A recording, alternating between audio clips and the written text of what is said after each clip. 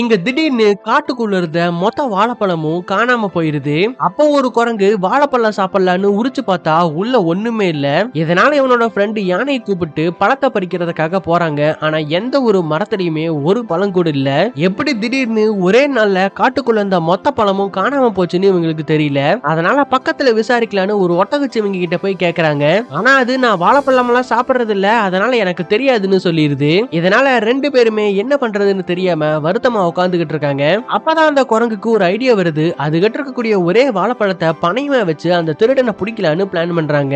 இப்ப அந்த பழத்தை முன்னாடி வச்சுட்டு ரெண்டு பேருமே அதை யாரு திருட போறாங்கன்னு மறைஞ்சிருந்து பாத்துக்கிட்டு இருக்காங்க. கொஞ்ச நேரத்திலேயே அந்த குரங்கு களைச்சு போய் தூங்கிடுது. அப்ப திடீர்னு அந்த குரங்கு தூக்கத்துல நடக்க ஆரம்பிக்குது. முன்னாடி இருந்த அந்த பழத்தை எடுத்துட்டு நடந்து போக ஆரம்பிக்குது. இந்த யானையும் எங்கதான் கொண்டுட்டு போறான்னு ஃபாலோ பண்ணிட்டு போய் பார்த்தா இந்த குரங்கு தான் தூக்கத்துல நடந்துட்டு ஒரே ராத்திரியில அந்த காட்டுக்குள்ள இருக்கிற மொத்த பழத்தையும் பறிச்சுட்டு வந்து இந்த குழிக்குள்ள போட்டு சேகரிச்சு வச்சிருக்கு.